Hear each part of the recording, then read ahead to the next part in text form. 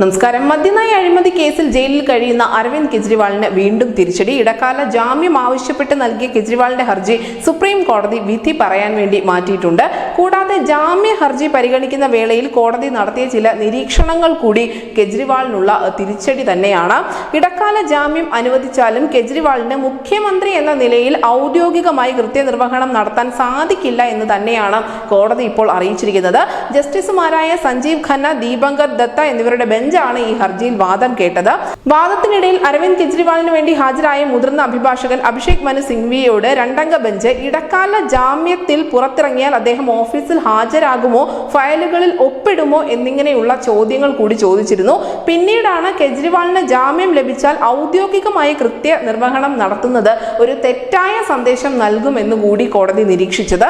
തെരഞ്ഞെടുപ്പ് കണക്കിലെടുത്ത് മാത്രമാണ് തങ്ങൾ ഇപ്പോൾ ഈ ഇടക്കാല ജാമ്യം പരിഗണിക്കുന്നത് എന്നും ഇല്ലെങ്കിൽ ഈ കാര്യം ആലോചനയിൽ പോലും ഉണ്ടാകുമായിരുന്നില്ല എന്നുകൂടി കോടതി വ്യക്തമാക്കിയിട്ടുണ്ട്.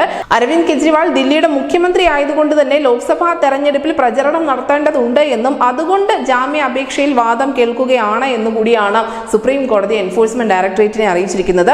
നേരത്തെ ജയിലിൽ നിന്നും തെരഞ്ഞെടുപ്പിൽ മത്സരിച്ച് വലിയ ഭൂരിപക്ഷത്തിൽ ജയിച്ച മുൻ കേന്ദ്ര പ്രതിരോധ മന്ത്രി ജോർജ് ഫെർണാണ്ടസിന്റെ ഉദാഹരണം കൂടി കോടതി ചൂണ്ടിക്കാണിക്കുന്നുണ്ട്. എന്തായാലും കെജ്രിവാളിന് ജാമ്യം അനുവദിക്കുന്ന കാര്യം പരിഗണിക്കുന്നത് പോലും ഇപ്പോൾ ലോക്സഭാ തെരഞ്ഞെടുപ്പ് ആയതുകൊണ്ടാണ് എന്ന് കോടതി പറഞ്ഞിരിക്കുന്നു. മാത്രമല്ല, ജാമ്യം അനുവദിച്ചു എങ്കിൽ പോലും മുഖ്യമന്ത്രി എന്ന നിലയിൽ ദില്ലി ഭരിക്കേണ്ട, അവിടെ ഒരു ഔദ്യോഗിക കൃത്യനിർവഹണവും നടത്തേണ്ടതില്ല എന്ന നിരീക്ഷണങ്ങളൊക്കെയാണ് കോടതി ഇപ്പോൾ നടത്തിയിരിക്കുന്നത്. എന്തായാലും ഈ ഒരു ഹർജി വിധി പറയാൻ മാറ്റിയിരിക്കുകയാണ്. എന്തായിരിക്കും കോടതിയുടെ ഭാഗത്തു നിന്നുണ്ടാകുന്ന വിധി എന്ന കാര്യം ഓർത്ത ചങ്കിടിപ്പിൽ തന്നെയാണ് ആം ആദ്മി പാർട്ടിയുടെ നേതൃത്വവും. News desk news India Malayalam.